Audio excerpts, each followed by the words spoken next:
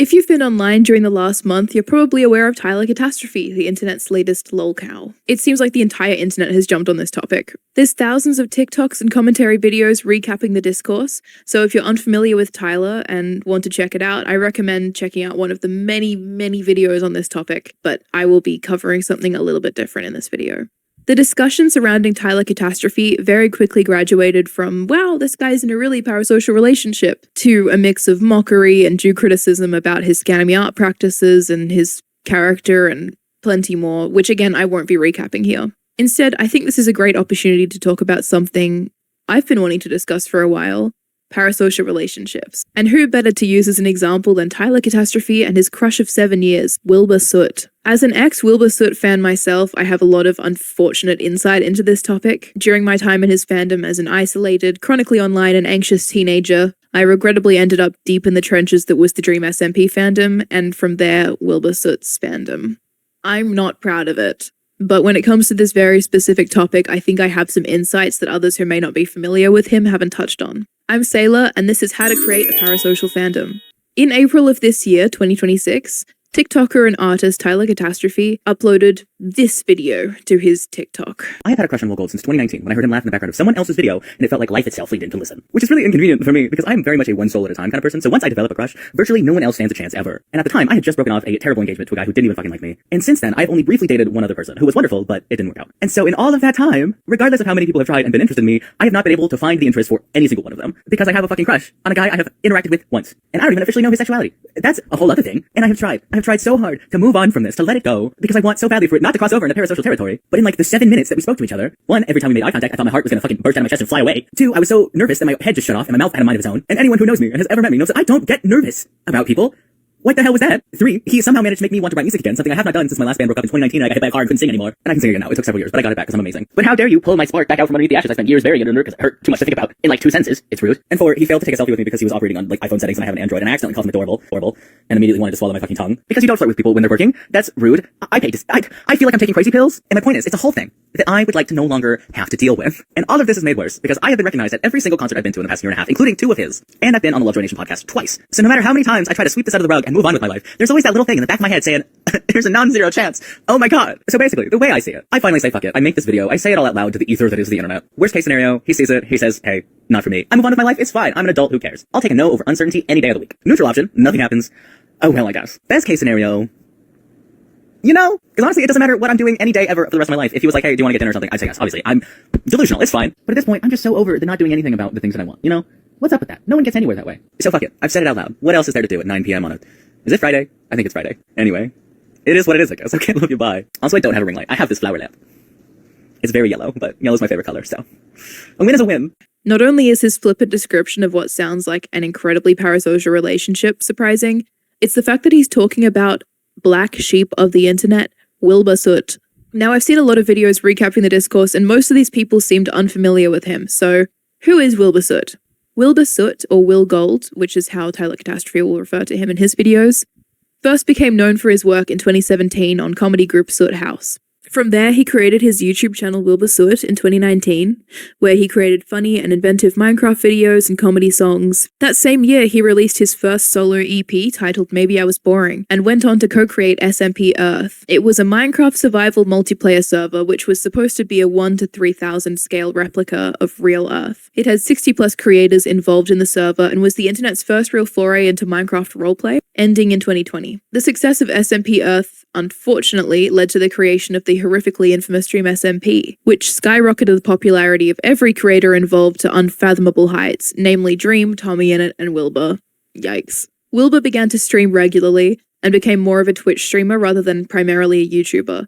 His popularity grew. He had a large fandom who saw him as a charming soft boy with a knack for writing, making music, performing, and roleplay. Alongside his Minecraft content, he also made music, releasing his first solo album, Your City Gave Me Asthma, in 2020, and in 2021 formed his indie rock band, Lovejoy, of which he is still the lead vocalist, guitarist, and writer. His career was reaching new peaks every year, and Lovejoy was even on track to perform at Coachella when, in 2024, everything changed. Fellow streamer and content creator Shelby Shubble went live talking about a past relationship in which she alleged her ex-boyfriend, who she didn't name, had physically abused her by biting her and ignoring her use of a safe word, leaving bruises all over her body, which he would then poke at to cause further harm. Really disgusting stuff. The internet quickly assumed she was referring to Wilbur Soot, as their relationship was more or less an open secret at the time, and this was confirmed when he posted this public apology to his socials. This was taken as an admission of guilt, and he proceeded to lose about 300,000 followers over the next year, while he still tours with his band Lovejoy and uploads to his YouTube channel, unfortunately.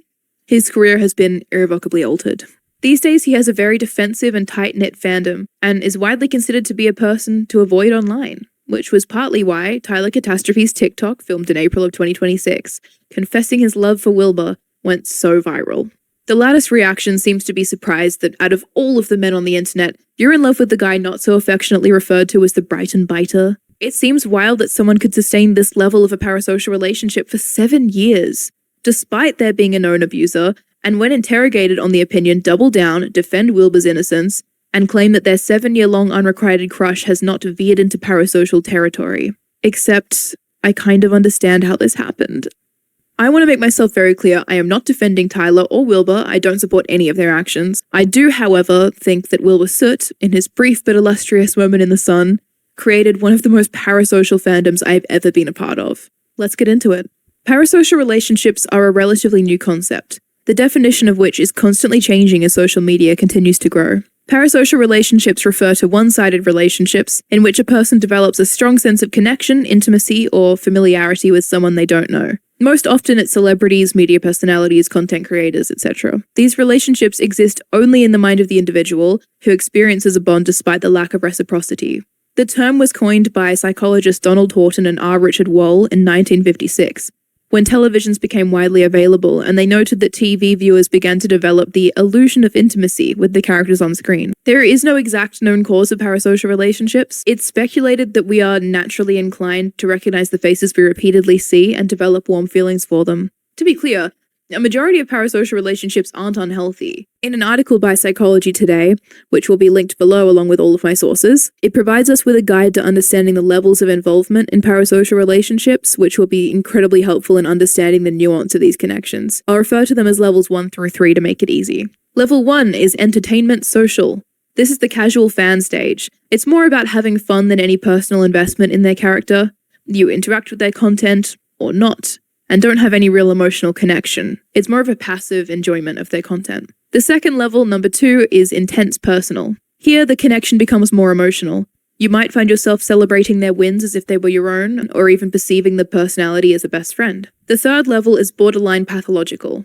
This level can be concerning. It involves obsession, entitlement, or even stalking behavior. Constantly thinking about the celebrity, feeling entitled to their attention, time, or personal information, or having desires and even plans to try and track them down in real life can all be symptoms of this level. According to Psychology Today, only the third level is a cause for clinical concern. Most fans find themselves in the first 2 levels, where these relationships can offer motivation and a sense of community. I know that I personally tend towards the second level because I hyperfixate on everything I've ever liked, so I can never be normal about anything. I'm not a psychologist, but based on those 3 levels, I would assume that Tyler Catastrophe is at level 3. He claims to have been in love with Wilbur for 7 years, a man he's only met once at a fan meet and greet, to the detriment of personal and romantic connections.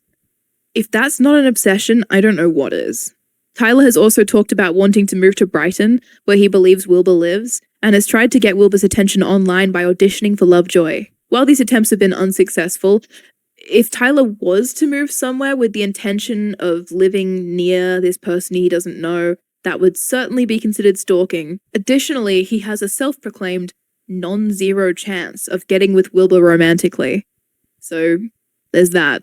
Psychology Today states in regards to parasocial relationships, originally believed to be unhealthy, contemporary research has mostly discarded this view. These relationships are typically harmless and in fact quite common. However, when parasocial relationships become consuming for an individual, they may be considered unhealthy. The individual ceases to maintain their real-life relationships or daily functioning becomes impaired. This can hinder personal growth and emotional fulfillment.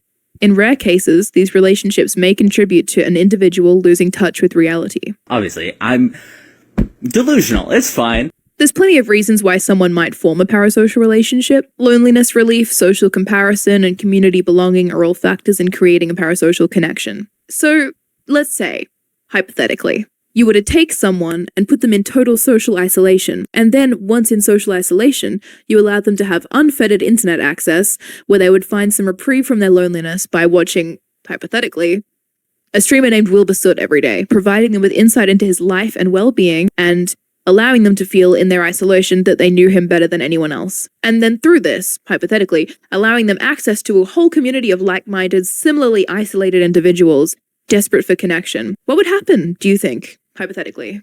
Lucky for you, I can answer that question because that was my life in COVID-19. When COVID broke out in 2020, sending the world into lockdown, the Dream SMP flourished, and with it, everyone who streamed on the server gained an unprecedented amount of fame and attention online. It was such a specific set of circumstances, it'll probably never be recreated again. Millions of people, all stuck at home, flocked to Twitch to watch their favorite streamers for hours every day, neglecting school, work, and self-care in favor of watching Wilbur Soot do Hamilton roleplay on a Minecraft server. My L'Manberg, Phil! My unfinished symphony, forever unfinished! As physical community spaces became inaccessible, digital communities began to thrive. I was a teenager when I went into lockdown, so I was on the young side, socially anxious, deeply depressed and lonely like pretty much every other teenager at the time. I quickly grew emotionally attached to Wilbur's streams in the Dream SMP, but I went beyond just that. I also adored his solo album, Your City Gave Me Asthma, to the point that no other music comforted me in my darkest moments more than that godforsaken album. There's a reason. Wilbur shared a lot about his mental state and confided in his audience in the thousands of hours he spent streaming during the pandemic. Not only did he share verbally, he also shared through his album. Myself and his fandom grew accustomed to knowing personal details about his life, how he was feeling, and I think we even grew entitled to that information. Most musicians release personal music, but they don't really have readily accessible information about them online, whereas Wilbur shared this deeply personal album and then was online every day talking about himself. Feel the way you hurt. I don't deserve you. You deserve the world. Though it feels like we were built from the same dirt. It was a very weird situation. None of us were prepared for this to happen. This was unprecedented. For me, at least, this led to, at first, a hyperfixation, and at its worst, an obsession. Something I hate to admit, knowing what I know now. I was watching his content constantly, to the point that I believed I could tell whether he was mentally well or not, based on his appearance and manner of speaking. You shouldn't know that about a stranger on the internet, especially not when you're a teenager, because why was I, a teenager, worrying about the mental well-being of a 26-year-old man I'd never met? In 2025, a research article titled The Dark Side of Fandom, exploring the association between parasocial relationships with celebrities and aggression. Lisa Fauna writes, the actual time devoted to engaging with the public person's own fandom on social media might exert a direct and favorable impact on the levels of trust and in-group identification individuals have with their respective fan communities. This, in turn, increases the overall loyalty among members within the fandom. Interactions on social media have the potential to foster a sense of intimacy, feelings of connectedness, and perceived friendship. In a similar vein, the engagement with social media content that is rich in personal details, and thus provides new information, can ultimately strengthen the development of PSRs with celebrities. This is certainly what happened with Wilbur, who became briefly the internet's soft boy with a fandom who constantly reminded him to drink water, take care of himself, and asked how he was in stream chats. This wasn't necessarily a negative thing for him, although I'm sure it had downsides. In an article from Harvard Health Publishing, social scientist and professor Arthur C. Brooks says, social media stars try to establish parasocial relationships with followers to get more clicks and make money. That's what this new economy is all about, monetizing parasocial relationships on a mass scale. That's not to say that it was Wilbur's fault people like Tyler Catastrophe grew so obsessed. In this situation, Wilbur is definitely a victim. But there were upsides to fostering a parasocial community. They were providing him with a stable income and all the adoration, validation, and financial support a budding musician might want. Once the pandemic was over, Wilbur began to refocus on music and streamed a lot less. I remember his streams started becoming few and far between, and he stopped sharing as much about himself, leading to this clip from a stream on the 9th of December 2023. You offer little to no updates on yourself because you're out here being a rock star. You know, back in the day, we could see a stream, a Wilbur Soot stream. Yeah. And we'd see how you're doing. How are you doing? Because I feel like now we have a forum where you can tell us how you're doing. And I want to know how you're doing. The way I see it is like, what I'm doing, like my mental health and stuff is like, doesn't really matter, you know? You should just follow me for what I do. If you like my music, keep listening, you know? And if you like my rare streams, then keep listening. I think during COVID, because we're all trapped inside, I gave quite a lot of myself over to chat, you know, and to the world. I feel like I offered myself up. And it's like I'm still offering myself up, but I'm offering it up in a much healthier way now through like my art and through like what I'm creating and giving to my audience. So it's like my answer is, it doesn't matter how I'm doing. And all I'll say is just, you don't need to worry. Here he sets a very firm boundary. This was a huge change. To my recollection, it was the first time he'd set a boundary like that, drawing a line that was most definitely not there before. I remember having a mixed reaction to this too. Well, now I believe it's a boundary he should have held from the start. At the time, I felt he'd taken something away, something I believe I was previously entitled to, which is, in hindsight, a sign of an unhealthy parasocial connection. All this is to say, Tyler Catastrophe would have at that point in time been in love with Wilbur for 4 years. Wilbur set his boundary far too late. Tyler was already a loyal and obsessive fan who would defend him as long as he felt personally fulfilled by this parasocial relationship. Defend him, apparently, even in the face of incredibly serious abuse allegations in February of 2024. Believe victims, believe survivors. However, as a victim myself, as a survivor myself, what we should be saying when we say those words is believe victims, believe survivors first. Because the unfortunate truth is that just because you would never lie about something so important does not mean that no one would. Because blindly believing people like me can still be a bad thing. I know I would never lie about that sort of thing, but I still know people who have admitted to making false allegations, who have bragged about making false allegations. I still have known people who said that they would if they knew that it would benefit them. And every single time I've been assaulted, every single time I've been abused, every single time that I have been in a situation where I needed someone to believe me, a vast majority of the people in my life chose not to. I know how it feels to not be believed. So if someone tells me that they have been through a similar situation to my own, I will always believe them first. But if it comes to a point where I cannot feel comfortable believing them, that is saying a lot. And I definitely do not make that decision lightly, ever. It does not matter how much I like the accused, it does not matter how attractive they are, it does not matter how successful or talented they are, I will always believe the alleged victim first. I loved All-Time Low as a kid. I was in Onision forums for years, and when I heard about things they were doing behind the scenes, it did not matter how much I liked them. I was done. I was 100% on Amber Heard's side until I was given too many reasons not to be. But that is still not a decision that I made lightly. And I know that for every person who takes the time to understand what I'm saying, there's another one that won't. But I know that I personally have to use discernment in order to feel comfortable with the decisions I make. And even if I cannot personally feel comfortable trusting someone at their word, I'm not saying that you shouldn't. My decisions are made up of my experiences, just as yours are made up of yours. At the end of the day, there are hundreds, if not thousands of victims and survivors that I believe wholeheartedly. And there are genuinely only 3 that I know of that I cannot feel comfortable believing. And if not feeling comfortable believing those 3 and everything they say makes people think that I am a horrible person, there's nothing I can do about that. But if there's one thing I can say, but I will never compromise my own moral compass just to make someone else feel better. Because my moral compass was forged in a fire that I hope no one else has to go through. So please, if you hear nothing else from this video, believe victims, believe survivors first. But please keep in mind that there are people who lie about that sort of thing, and it does irreparable harm to those of us that don't. And personally, I don't want to forgive the people who do. Okay, love you, bye. When I first heard the allegations, my knee-jerk reaction was, that can't be true. Wilbur wouldn't hurt anyone. But I'm a logical person, and I support women, so all it took was one watch of Shelby's stream for me to see the truth of the situation, followed by Wilbur's public apology, which is a fairly clear admission of guilt. And other women came forward too, ex-partners or friends of Wilbur, to support Shelby, including Nikki Niachu, who said she'd also been hurt by him, and it left very little room for doubt.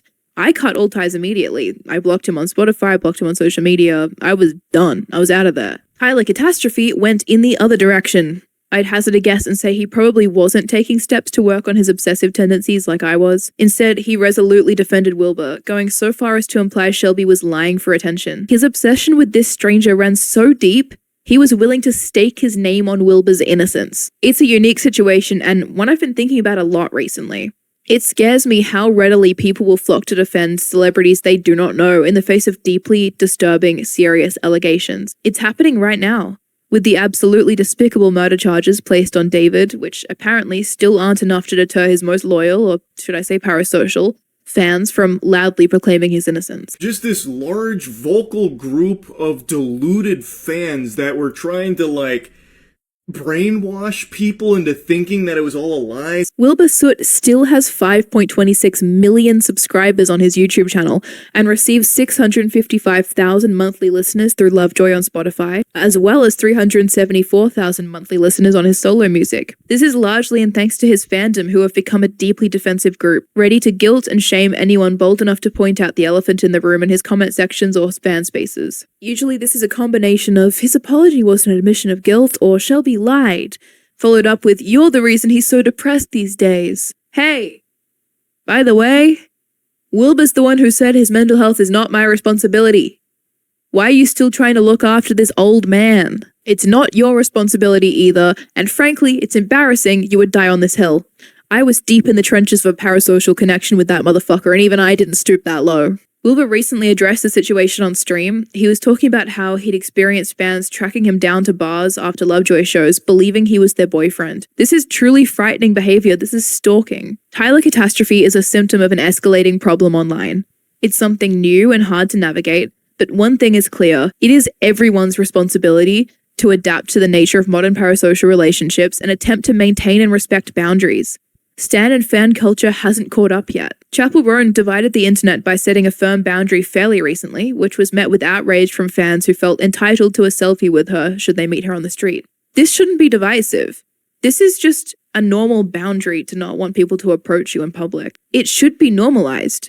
We aren't entitled to the private lives of strangers, and they aren't entitled to our emotional support. A good example of this dynamic shifting recently is popular British YouTubers Dan and Phil. With 16 years of videos filmed largely in their bedrooms, they have given away an enormous portion of their personal lives to their audience. In their hard launch video 6 months ago at the time of filming this, they discussed how invasive and at times frightening their fans could sometimes be. Dan specifically touched on how he would attempt to set boundaries by asking fans to please stop trying to find out his sexuality and the nature of his relationship with Phil, and would be met with anger and harassment. It was like I was some evil showrunner that was stopping their favourite character from having the gay storyline that they wanted.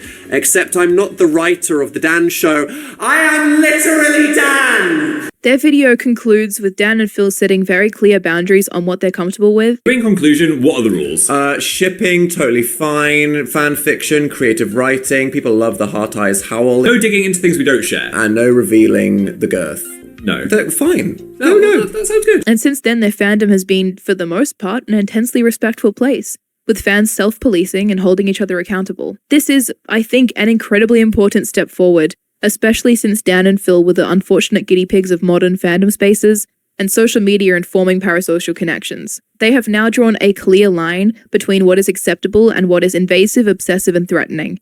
It's a blueprint I believe every creator can and should use from here on out. Tyler Catastrophe's parasocial relationship with Wilbur Soot has threatened his own personal connections, friendships, potential romantic partnerships, and his plans for the future. It has caused him to want to move countries, on the off chance of meeting Wilbur and getting with him. This is an incredibly destructive obsession that threatens not only Wilbur's safety, but Tyler's well-being, and the fact that he posted this video thinking it was something to make light of speaks volumes about how little self-policing is going on when it comes to these connections. I've experienced firsthand how intense these kinds of feelings can be, and as embarrassing as it is to come out in the big 2026 and say I had a parasocial relationship with the Brighton biter of all people, I'm glad I had my experience, because it taught me to recognize when too much is too much. Walk it back, set some boundaries, and ensure you don't end up in obsessive territory. It's my hope that as we learn more about this phenomenon, content creators learn to set proper boundaries, and similarly, fandom spaces can begin to self-police accordingly. Again, what happened with Tyler is not Wilbur's fault, but I do believe the nature of his fandom now has been shaped by years of oversharing. It's not all bad. Parasocial relationships can offer both comfort and a sense of connection in an increasingly digital world. It's a matter of recognizing when it has gone beyond your casual fan experience and dipped into intense, obsessive, or pathological behavior, anything that impacts your real-life connections or causes a disconnect from reality, and making the effort to work on it if you recognize that. Hopefully, this situation with Tyler Catastrophe can be a lesson to anyone with an obsessive personality or anyone prone to forming intense parasocial relationships, and help us recognize when it might be time to talk to a professional. Thanks so much for watching. I hope this video was informative. Please don't harass anyone mentioned in this video and keep the conversation respectful. I've linked all of my sources below, so if you'd like to do some reading yourself, check those out. If you made it all the way to the end, my name is Sailor and I'm a brand new YouTuber. I don't know how to do this, so like, subscribe, and comment. Thank you. Again, thank you for your time, and I'll see you in the next one. Bye.